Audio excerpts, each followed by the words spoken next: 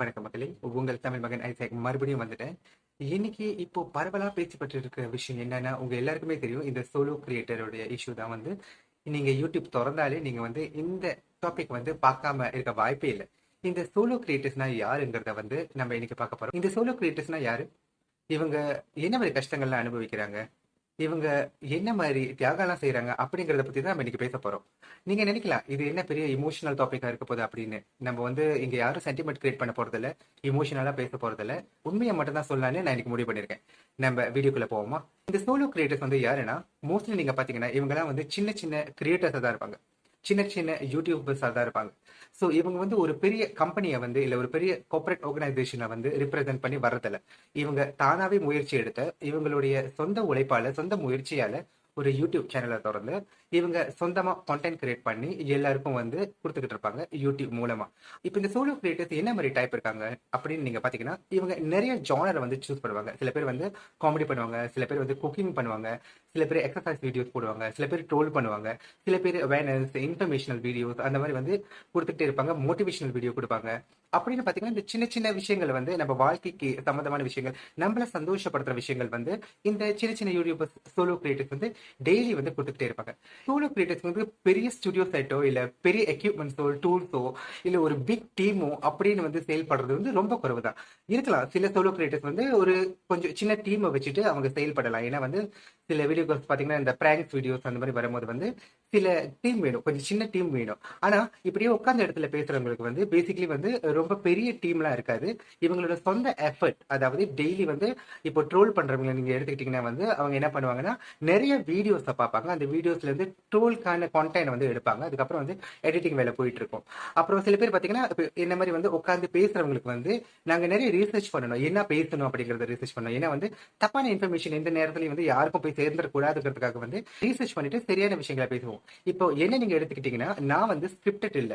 நான் மனசுல என்ன தோணுதோ என்னுடைய மைண்ட் வழியா நான் உங்க எல்லாருக்கிட்டையும் பேசிக்கிட்டு இருக்கேன். அதே சமயம் என் மைண்ட்ல வந்து என்ன யோசனை இருக்கணும்னா, சரியான வார்த்தைகளை நான் வந்து பேசுறேனா, இந்த வார்த்தைகளை வந்து யார் மனசையும் புண்படுத்தாம பேசுறேனா அப்படின்னு சொல்லிட்டு நான் யோசிச்சு பேச வேண்டிய சூழ்நிலையில தான் இருக்கேன். அதே மாதிரி தாங்க இந்த சின்ன சின்ன சோலோ கிரியேட்டர்ஸும் அவங்களுடைய எஃபர்ட் வந்து இந்த டெய்லி பேசிஸ்ல நீங்க பாத்தீங்கன்னா அவ்வளவு நேரம் ஸ்பெண்ட் பண்ணி ஒரு 10ல இருந்து 15 நிமிஷம் வீடியோ செய்யறதுக்குள்ள வந்து எங்களுக்கு அவ்வளவு எஃபர்ட், அவ்வளவு நேரம் செலவாகுங்கிறது வந்து நிறைய பேருக்கு தெரியாம இருக்கலாம். ஃபைனல் வீடியோ நீங்க பாத்தீங்கன்னா ஒரு 10 to 15 மினிட்ஸ் தான் இருக்கும். ஆனா அதுக்காக நாங்க போடுற எஃபர்ட்ஸ் வந்து நிறைய மணி நேரங்களுக்கு. ஏன்னா வந்து இப்போ வந்து என்ன நீங்க எடுத்துக்கிட்டீங்கன்னா, நான் வந்து என்னுடைய போன்ல தான் ரெக்கார்ட் பண்ணணும், அந்த எடிட்டிங் வந்து போன்ல பண்ணணும், சரியான குவாலிட்டியில வந்து அந்த வீடியோ இருக்காங்கிறது வந்து ரொம்ப உறுதி செய்யணும். இப்போ டெய்லி நம்ம கமிட்மெண்ட் இருந்துச்சுன்னா நம்ம யூடியூப்ல ஒரு வீடியோ போடணும்னா வந்து நாங்க வந்து என்ன பண்ணுவோம்னா, வி வில் மேக் ஷுர் அந்த டைம்குள்ள வந்து எல்லாம் ரெடி ஆகி அப்லோட் பண்ணணும்.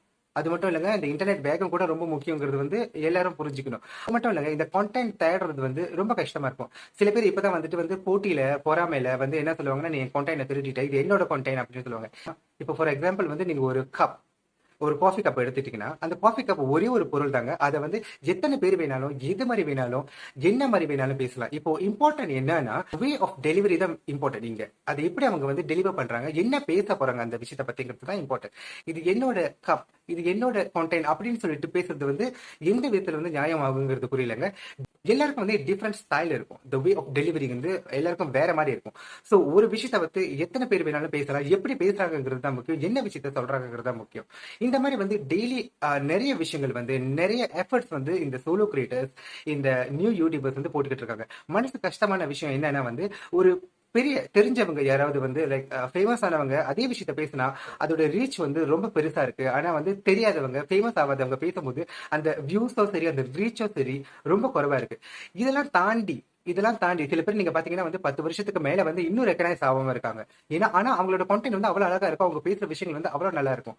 ஆனா என்னத்துக்காக வந்து இதெல்லாம் டிலே ஆகுதுங்கிறது வந்து ரொம்ப கேள்விக்குறியா இருக்கு. மனசு ரொம்ப கஷ்டமான விஷயம் என்னன்னா வந்து சர்ப்ரைஸ் பண்ணப்படுறோம்.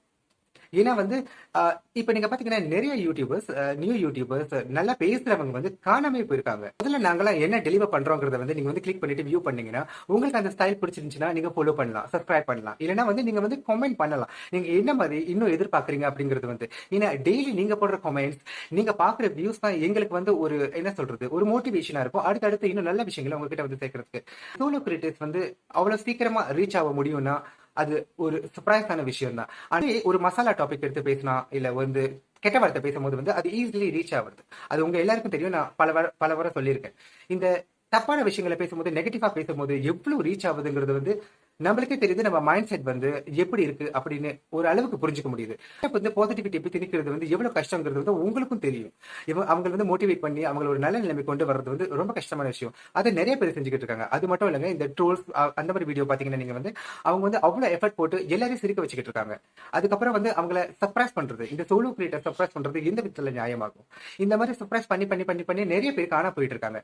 தயவு செஞ்சுங்க, இந்த வீடியோவை பாக்குறவங்க சோலோ கிரியேட்டர்ஸும் அவங்களுக்கும் டேலண்ட் இருக்கு. அவங்க வந்து பெரிய தெரியக்கு போக முடியல.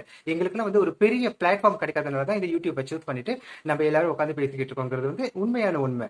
ஸோ சான்ஸ் வந்து கொடுக்கணும். நீங்க வந்து கிளிக் பண்ணி வியூ பண்றது வந்து எவ்வளவு சந்தோஷமான விஷயமா இருக்கும். ஒவ்வொரு சோலோ கிரியேட்டர்ஸ்க்கும் அது உங்களுக்கு தெரியுமா? அந்த வியூஸ் மட்டும் இல்லைங்க, சப்ஸ்கிரைபர், நீங்க கொடுக்குற லைக்ஸ், அதெல்லாம் வந்து வெரி இம்பார்ட்டன்ட் ஃபேக்டர். அடுத்தடுத்து இன்னும் நல்ல விஷயங்களை செய்யறதுக்காக எங்களுக்கு வந்து ஒரு மோட்டிவேஷன் வந்து நீங்க தாங்க கொடுக்கணும். நான் மனசார எதிர்பார்க்குற விஷயம் என்னன்னா, நல்ல விஷயங்களை செய்வோம், நல்ல விஷயங்களை கேட்போம், நல்ல விஷயங்களை பார்ப்போம், நல்லவங்களுக்கு துணையா இருப்போம். எல்லா சோலோ கிரியேட்டர்ஸ்க்கும் நீங்க கண்டிப்பா ஆதரவு கொடுக்கணும்னு நான் மனசார கேட்டுக்கிறேங்க. அதையும் தாண்டி நீங்க பாத்தீங்கன்னா இந்த சோலோ கிரியேட்டர்ஸ் வந்து மோஸ்ட்லி வந்து நான் சொல்லலாம் அவங்க ஃபுல் டைமா செய்வாங்க. சில பேர் வந்து வேலை செய்யறவங்களும் இருக்காங்க. ஃபுல் டைமா நீங்க பாத்தீங்கன்னா வந்து இதுதான் சோர்ஸ் ஆஃப் இன்கம். ஸோ அவங்க ஃபுல் அண்ட் டெடிகேட்டடா வந்து வேலை செஞ்சுக்கிட்டு இருக்காங்க.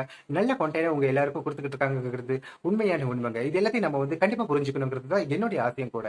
இந்த வேலை செய்யறவங்க நீங்க பாத்தீங்கன்னா வேலைக்கு போயிட்டு ரஷ்ஷா வந்துட்டு அவங்க வந்து இந்த டைம்ல வந்து வீடியோ போடணுங்கிறதுக்காக எவ்வளவு சாக்ரிஃபைஸ் பண்றாங்கிறதும் நீங்க எல்லாரும் புரிஞ்சுக்கணுங்கிறது தான் என்னுடைய ஆசையும் கூட. நான் ரொம்ப ஓவரா பேசியிருந்தா தப்பா நினைச்சுக்காதீங்க. மனசுல உள்ள சில விஷயங்களை வந்து ஷேர் பண்ணும். இது ஆதமும் இல்ல, ஆத்திரமும் இல்ல, சாதாரணமா நீங்க எல்லாரும் புரிஞ்சுக்கணுங்கிறதுக்காக தான் வந்து நான் இன்னைக்கு உட்காந்து பேசிக்கிட்டு இருக்கேன். அடுத்து ஒரு நல்ல வீடியோல உங்க எல்லாரையும் சந்திக்க வரை உங்களிடமிருந்து விடைபெறுவது உங்கள் தமிழ் மகன். நன்றி.